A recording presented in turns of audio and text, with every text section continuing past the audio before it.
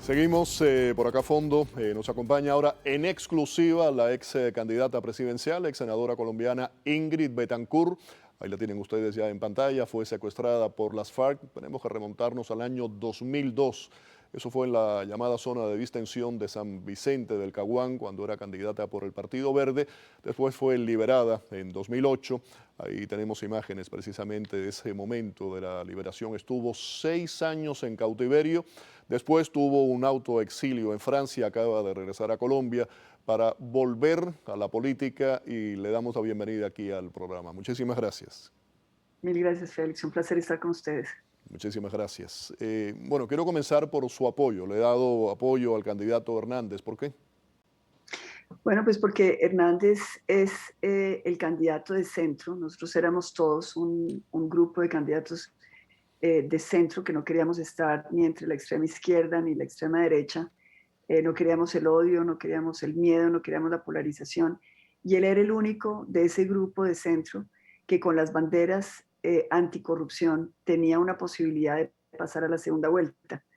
Y la verdad es que la campaña de Rodolfo Hernández es una campaña muy diferente a todas, sin el apoyo de ningún partido político tradicional, sin lo que en Colombia llamamos maquinarias, que son esas organizaciones especializadas en hacer fraude electoral dentro de los partidos políticos. Él no llega sino con el voto de opinión, es decir, el voto libre de los ciudadanos. Y esto es un gran cambio para Colombia. Es la primera vez que esto sucede, que un candidato llegue a segunda vuelta solo con el apoyo libre de los ciudadanos del voto de opinión. Hemos visto que los colombianos le han dicho que no a los partidos tradicionales, a los políticos tradicionales también, ¿no? Lo que Sí. demuestra, sin lugar a dudas, un gran desgaste de la clase política. Vamos a ver, a poner en pantalla para los televidentes los sondeos, los números, los últimos números que tenemos, un virtual empate con un margen de error. Vemos que es literalmente un virtual empate. Ahora, senadora, en primera vuelta, Petro obtuvo 2,5 millones de votos. El voto ahí están los números. El voto de la derecha, ¿usted considera va a ir en bloque para Hernández? Sí, yo creo que en este momento las cosas están cambiando rápidamente. La campaña de Gustavo Petro, como ustedes saben, porque salió en las noticias a través de unos videos que pusieron de presente una campaña muy sucia por parte de la campaña de Gustavo Petro contra sus rivales, en particular contra Rodolfo Hernández.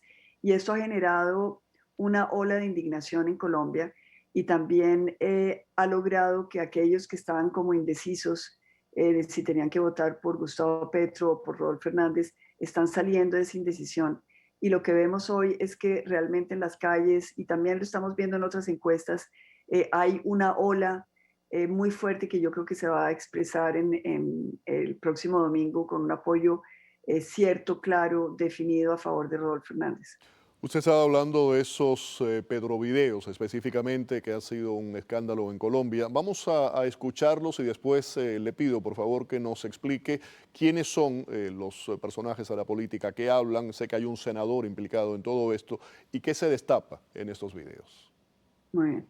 Fabriquemos las diferencias, decíamos con Eduardo antes de llegar a Gustavo, inclusive preparemos contradicciones o dividir ese centro aún más y hacer que el señor Fajardo, que tampoco es confiable, pueda sobrevivir. Lo que tenemos que definir es irnos al ataque contra Alejandro Gaviria, y dije hace 15 días, no puede ser Petro el que lo ataque. Decía Vinicius que es una señora de caridad, que nadie la puede tratar mal. Pues no la puede tratar mal Petro, pero yo sí lo puedo tratar mal. Si puede, identifíquenos quién es el señor que está hablando. Vemos a Petro callado, al menos en el video nosotros que estábamos ofreciéndole ahora a los televidentes. ¿Y qué es lo que se destapa en estos videos?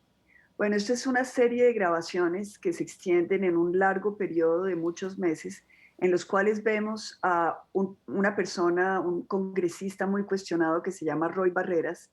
Él ha sido tradicionalmente identificado como un congresista que en Colombia hay una expresión para decir cuando el gobierno da recursos, da plata para comprar apoyos en el Congreso. Esto es obviamente corrupción. Esto se llama mermelada, es como darle azúcar, darle mermelada a los congresistas. Él es uno de esos congresistas muy cuestionados por corrupción que integraron la campaña de Gustavo Petro. Hay otros, Armando Benedetti, por ejemplo, es otro congresista de ese mismo corte, muy vinculado con todo lo que son los desfalcos al erario público y que está adicionalmente investigado por la Corte Suprema por lavado de activos. Y así hay varios personajes de la política colombiana muy cuestionados, pero aquí en estos videos lo que se pone de presente primero es una campaña muy agresiva para acabar con los rivales políticos, no solamente con estrategia, digamos, que podría ser aceptable de controvertir las propuestas de cada cual, sino de realmente atacarlos con difamación, con videos que van a descontextualizar las declaraciones que estos candidatos hacíamos, porque esto nos cubrió a todos, con la posibilidad de crear a través de la red unas olas de ataques muy, muy fuertes que pudieran quebrar la posibilidad de que estos rivales de Gustavo Petro se fortalecieran a través de sus propuestas, simplemente atacándolos en lo personal, en su vida íntima, en la manera como se expresan, ridiculizándolos, etc. Pero estos petrovideos muestran mucho más que eso. En realidad, la guerra sucia es algo que ha ofendido mucho a los colombianos, pero hay otras cosas mucho más graves. Por ejemplo, se pone de presente en estos petrovideos que la campaña de Gustavo Petro ha aceptado financiación de empresarios que no han sido reportadas dentro de las cuentas de la campaña. Esta es una manera de hacer trampa, es decir, de obtener recursos sin reportarlos, porque ustedes saben, en Colombia hay topes de financiación de campaña, entonces al recibir recursos sin que estos queden registrados, pues obviamente se juega sucio. Pero mucho más grave que esto es las conversaciones que se les oyen a estos integrantes de la campaña en torno al hecho de que miembros de esa campaña y familiares de Gustavo Petro fueron a las cárceles de Colombia a hablar con los extraditables, es decir, estos delincuentes que pueden ser solicitados por Estados Unidos para ser extraditados a Estados Unidos. Y se les ofrecía no ser extraditados a cambio de apoyar la campaña de Gustavo Petro. Esto realmente es, yo creo, el mayor escándalo. Esto obviamente es la manera de hacer pactos con carteles muy oscuros, con delincuentes muy cuestionados y de utilizar el poder del presidente, que tiene el poder de no aceptar una extradición, para lograr apoyos, y estos apoyos pueden ser apoyos en dinero, pueden ser apoyos en votos comprados, pero más grave aún pueden ser apoyos intimidando a los colombianos para votar. Acabamos de ver algo en Colombia realmente muy preocupante, y es como un indígena, su nombre es Jesús Montaño, que fue asesinado después de haber puesto de presente en las redes que él estaba en contra de Gustavo Petro, estaba haciendo campaña en contra de Gustavo Petro y estaba amenazado por organizaciones delincuenciales en su territorio que le habían ya advertido que si él seguía hablando en contra y votando y llamando a votar en contra de Gustavo Petro, lo iban a asesinar, y lo asesinaron hoy. Entonces, todo esto crea una situación muy turbia. Estamos a algunos días de los comicios electorales y obviamente Colombia está viviendo un momento de una tensión muy fuerte. Estamos hablando de una elección histórica, no solamente para Colombia, también para la región. La otra gran elección que vendrá durante el año tiene que ver con Brasil. De nuevo, a ver si podemos poner ahí en pantalla los números de las últimas encuestas. Hay una ligera ventaja del candidato Hernández, pero eso con el margen de error. Como pueden ver, es un virtual empate. Tenemos a Rodolfo Hernández 48.2%, Gustavo Petro 47.2%, y ahí tienen ustedes la fuente. de esta encuesta. Quería regresar al tema de Petro y su pasado. Usted estuvo secuestrado durante 6 años por la guerrilla, las FARC específicamente, y Petro es un ex guerrillero, fue parte del M-19. El M-19 en su momento tuvo vínculos con el Ejército de Liberación Nacional, con las FARC también, inclusive con el FSLN de Nicaragua. ¿Teme que un guerrillero o ex guerrillero pues asuma el poder en su país? Yo creo que Colombia ha hecho ha recorrido un camino hacia la paz, y hemos aceptado los colombianos y en particular las víctimas, que estas personas que han estado en la subversión pues dejen las armas y entren a hacer política en Colombia. Y obviamente yo como víctima prefiero que hagan política y no que estén secuestrando o asesinando. Dicho esto, lo que a mí sí me preocupa de Gustavo Petro no es tanto su pasado como guerrillero, sino su presente, rodeado de personas que le hacen mucho daño a Colombia, le han hecho mucho daño a Colombia y que están muy cuestionadas. Ahí no solamente en esa campaña están estos políticos corruptos que les señalaba, sino también gente, por ejemplo, muy cercana al paramilitarismo, otros muy cercanos a la guerrilla, obviamente las ex-FARC, que hoy es un partido que se llama Comunes, también están apoyando a Gustavo Petro. Y todo esto crea una sensación de preocupación frente a lo que podría ser un gobierno en manos de Gustavo Petro, con personas que obviamente pues están muy cuestionadas por sus acciones y por sus decisiones. Dime con quién andas y te diré quién eres.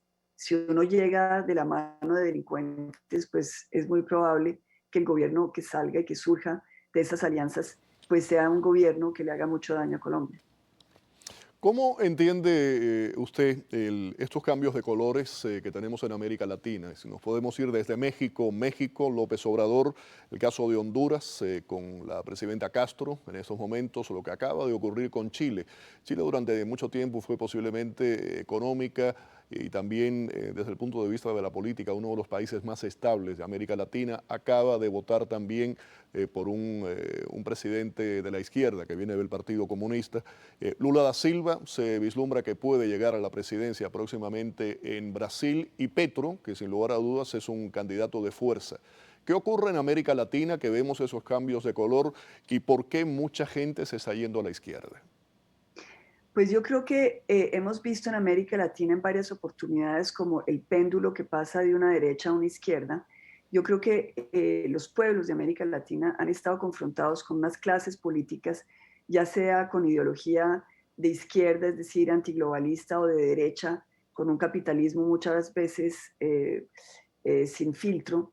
Y las poblaciones se han visto atrapadas en una pobreza y en una desigualdad y en una injusticia, con instituciones que no les cumplen y se sienten traicionados por la clase política que está al mando. Entonces, cuando vemos estas reacciones y estas olas que se van o hacia la izquierda o hacia la derecha, en realidad es un reflujo porque la población está pensando en un cambio y quiere un cambio. El gran problema que tenemos es que ese cambio pues no ha llegado ni de la mano de una ideología de derecha ni de la mano de una ideología de izquierda. Y tenemos que comenzar a pensar sobre la validez de estar apoyando estos extremos o estas ideologías, porque yo creo que al final de cuentas lo que tenemos que hacer en América Latina es cumplirle a nuestra población, dándole la oportunidad de un desarrollo, de una prosperidad que ha sido esquiva. Y esto tiene que ver con la violencia, con la corrupción, con las redes de narcotráfico, con muchas fuerzas al interior de nuestros países que hacen que nuestras democracias parecieran ser democracias de papel. Entonces yo creo que este tercer milenio en el cual empezamos va a ser también un espacio de reflexión, una era de cuestionar la manera como se hace política en nuestra región y de lograr que suban líderes que realmente le cumplan a los latinoamericanos, independientemente si son de izquierda o derecha, y más bien buscando soluciones que sean o tradicionalmente de derecha o de izquierda, pero que en realidad permitan cambiar la vida de nuestra población y sacando a la mayoría de la pobreza. Senadora, tengo que ir a una pausa, pero voy a dejarle una pregunta en el aire. Quiero escuchar su respuesta cuando regresemos y tiene que ver con Petro. En caso de que llegase al poder, ¿usted considera que implementaría un régimen al estilo de Cuba, de Venezuela, de Nicaragua? No me lo conteste ahora. Vamos a la pausa y regresamos con su respuesta. Estamos acá de regreso a fondo, seguimos conversando con la ex candidata presidencial, ex senadora colombiana Ingrid Betancourt en exclusiva. Mil gracias por este tiempo, ¿no?, que nos ha dedicado en la noche de hoy. Había dejado la pregunta en el aire, senadora de Petro. ¿Usted considera que en caso de llegar al poder implementaría un régimen al estilo de Cuba, de Venezuela, de Nicaragua en Colombia? Bueno, hay quienes en Colombia piensan que las instituciones colombianas son suficientemente fuertes para preservar la democracia. Sin embargo, yo tengo una lectura diferente.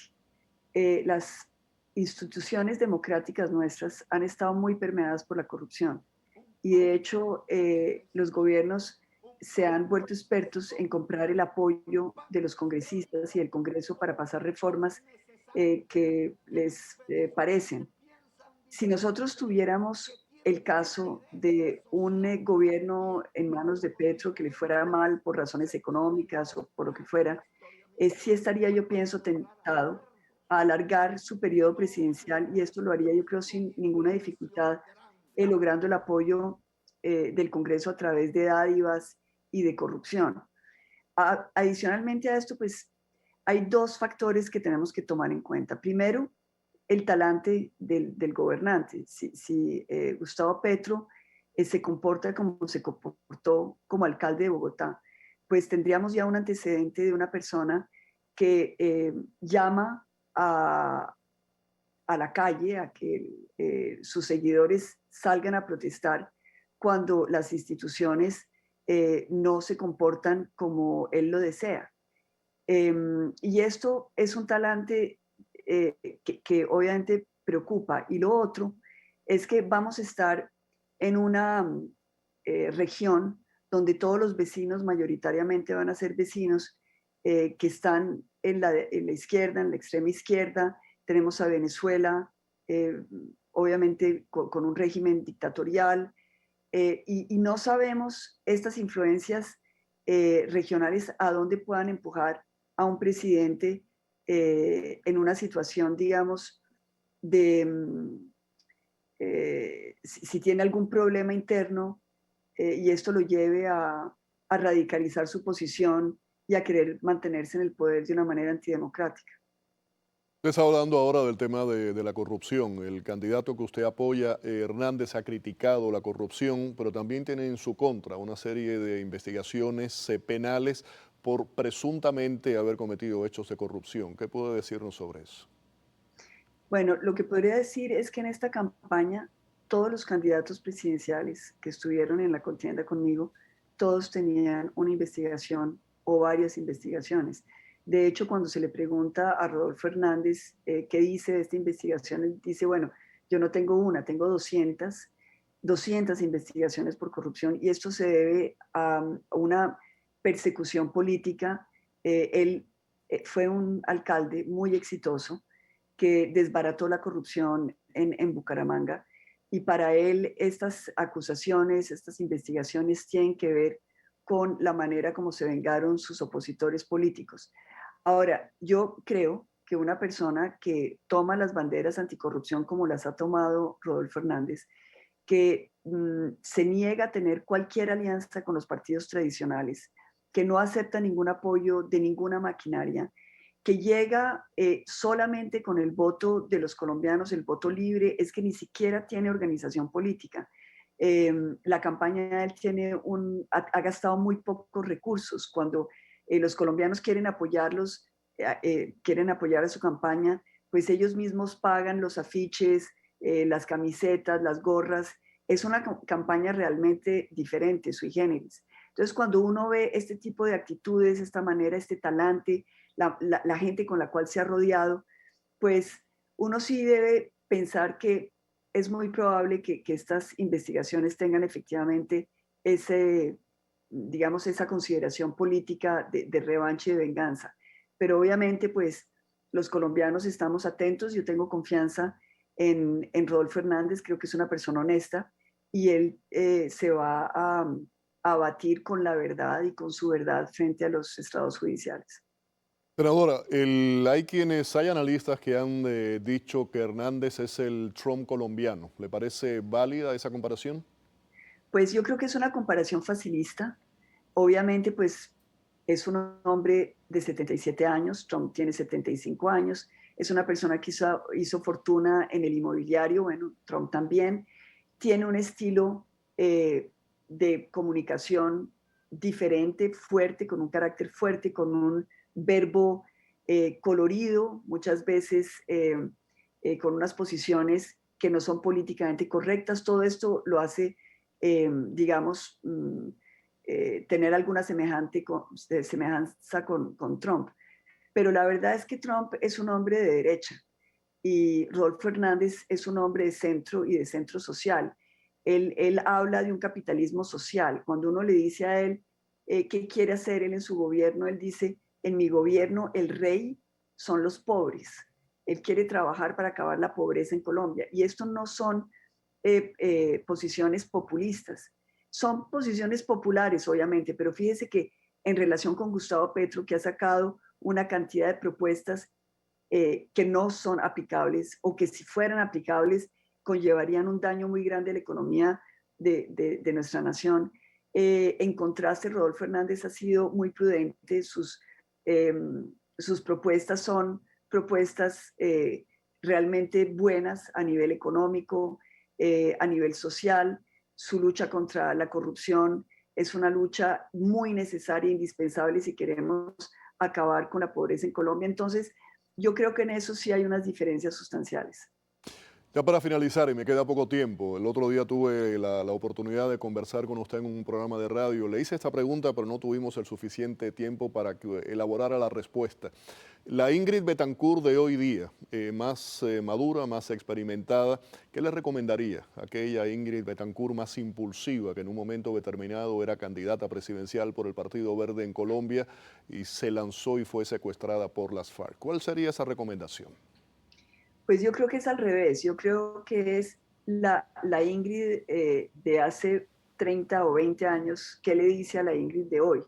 Y muchas veces pienso que esa Ingrid de esos momentos tenía una fuerza y una vitalidad que es importante no perder.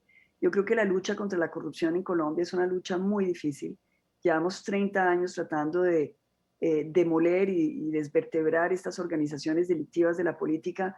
Por primera vez estamos viendo que con Rodolfo Hernández se puede lograr que ese sueño se vuelva realidad y lo que yo oigo de esa política de antaño que le dice a la Ingrid de hoy es, bueno, este es un momento importante, este es el momento en que se concretan muchos sueños, hay que tener mucha prudencia, hay que sentir que hay una responsabilidad con el país, pero también hay una firmeza. Y Le esa agradezco mucho, se me ha ido el tiempo. Le agradezco mucho que haya estado con nosotros y estamos en contacto en próximos programas para analizar lo que ocurre el domingo. Muchísimas gracias. Mil Un placer. gracias, Félix. Un abrazo a todos. Igualmente, vamos a la pausa.